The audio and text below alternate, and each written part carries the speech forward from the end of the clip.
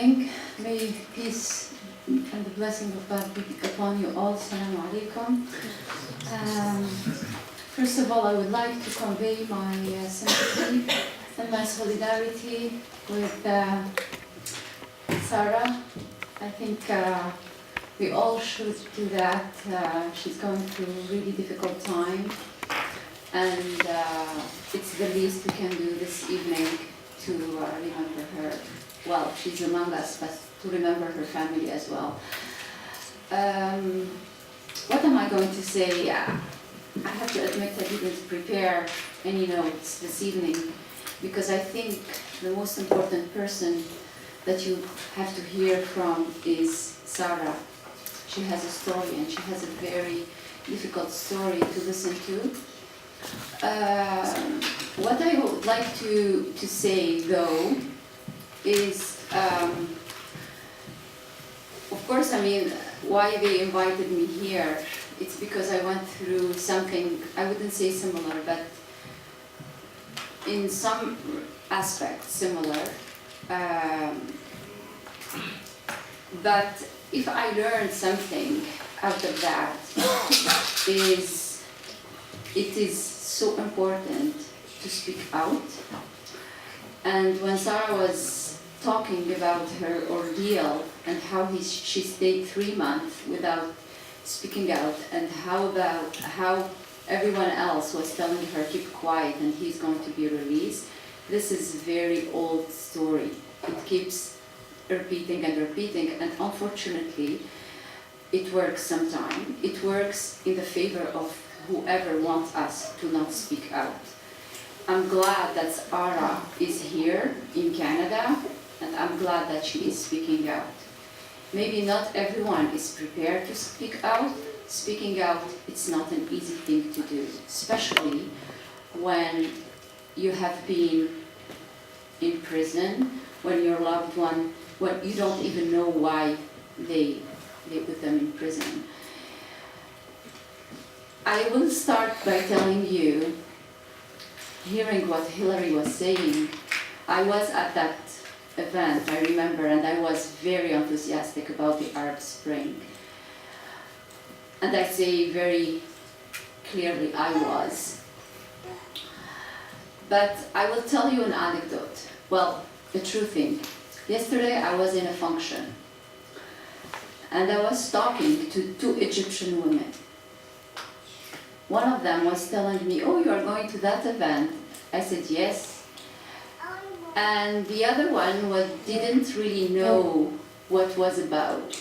So I was trying to explain to her a little bit, what is it about? And all of a sudden, the atmosphere changed. And they were talking to me, oh, it's a fine walk. You have to be careful. And it brought me back 10 years ago when my husband was arrested. The same thing was being said. And I don't want to, I was debating within myself whether I should mention that or not. Because I know it's very tough for Sarah. But I'm sure, I read an article, I think Warren Kinsella said, he said, a lady of steel. So I'm sure she is a lady of steel, and inshallah things will happen. But this explains a little bit the difficulty of where we are, and how we, when I say we, people who are in Canada, who are Egyptian or not Egyptian, doesn't matter, but how they perceive things and how wrongly they still perceive things. So we are still in that idea, oh, you have to be careful, you don't know who are you defending, and I'm glad that I mentioned this. I said, I don't know Mr. Al-Qazzaz. However, the fact that he has been in prison for 9 months, in solitary confinement, this is injustice. It doesn't matter. It doesn't matter. It doesn't matter whether he did something wrong or not. All what matters is that there is a tremendous injustice, and this tremendous injustice should be corrected. Unfortunately, in some people's mind, they still live in fear, and they still think that, you know, keeping quiet or not really will maybe lead to something.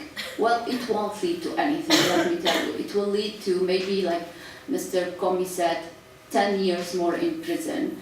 And then those same people who were not sure, they would come and they would say, I am sorry. Too late. Keep your sorry for yourself. So I think today we have a case in front of us, and everyone here in the room, it's fine to come and it's fine to be here, you know, to support Sarah and to support her family. That's very nice. But I think everybody here in the room, once they go out home, I don't want you to forget about that, or maybe to keep it somewhere in your mind. Do something very useful. For example, Hillary Holmes, she's not here, but she mentioned that John Baird raised the case of Khalid Al-Qazzaz with his counterpart when he went to Egypt. You think, how did he raise that? You think it came just, he opened the media one day and he said, oh, you know, that would be fine to go and talk to my counterpart about Al-Qazzaz? It's about the pressure. It's about organization like Amnesty International, who took upon the case. It's about other organizations like Human Rights Watch, but also it's about citizens like you and me, who can write down letters and who can send them to John Baird. So this is the least people can do to practice the fact that you are safe and the fact that you are enjoying, and we are enjoying, including myself, this freedom that other people like Khalid is not able to have. So I think by writing letters, by telling about, a lot of people do not know about the story, telling about the story, and pointing out to the injustice, to the human rights abuse that this individual is going through. Plus, so this is one thing, very simple thing, you know, you spend 10 minutes, write short, simple letter and send it to John Baird to make sure that he's going to follow up with the case. Second thing is, this is a political case. Everybody knows that. So Mr. Al-Qazzaz has not been charged. The situation in Egypt is very fragile. So every other pressure coming from Canada to raise the issue with our own MPs, for example. So John Baird he's the Foreign Affairs Minister, but also raising the issue with our own MPs, it's very important. So I think those are very concrete actions, easy, you know, everybody can do, and they can make an effect. Of course, they cannot bring Khalid Al-Qazzaz right away, but this is a long process. And an event like this evening is a good step. The pressure should be continued, and every action is important. But for sure, being silent is not an option, even though some people decided to. But I think whoever decided to attend this evening has a responsibility to do and to work upon it.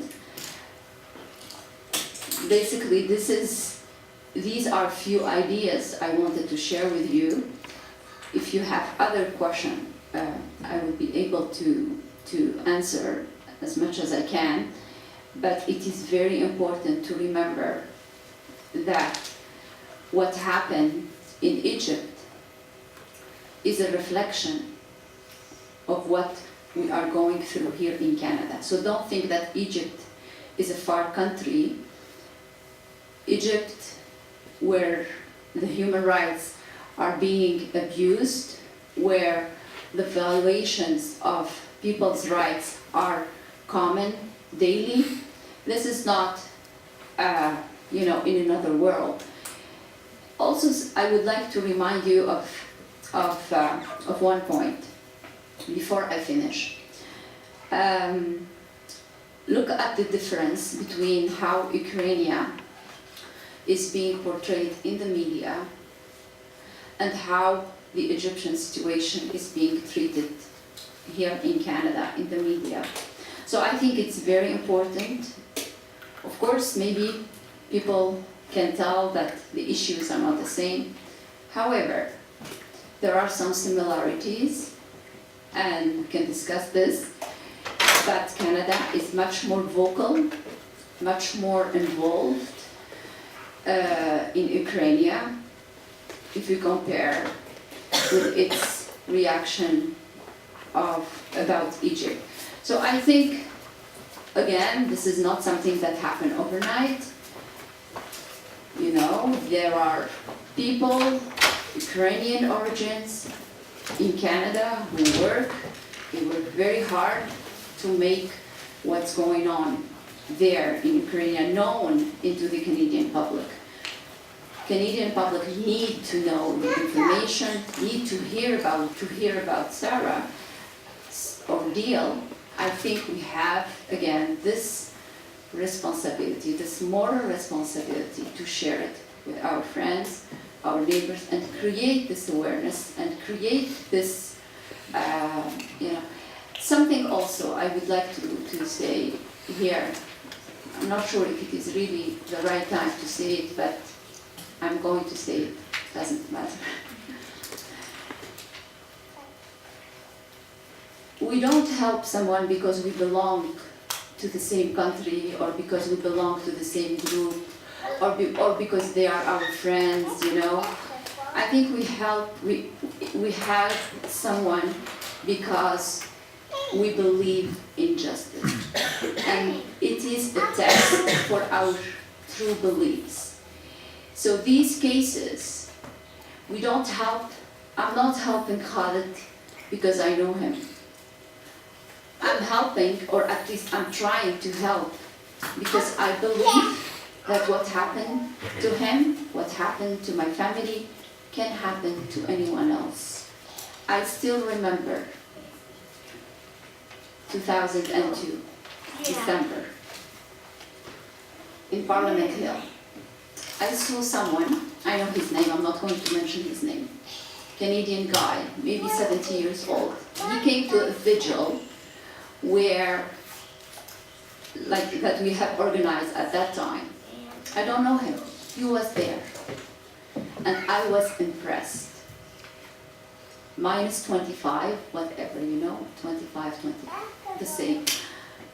And he was sitting there, he was standing in the cold. Why do you think he came to the vigil to support me? He doesn't know me. He was not a Muslim. He was not, he was just Canadian citizen. He believed in the injustice. And this lady of yesterday, she didn't get it. I hope you will get it.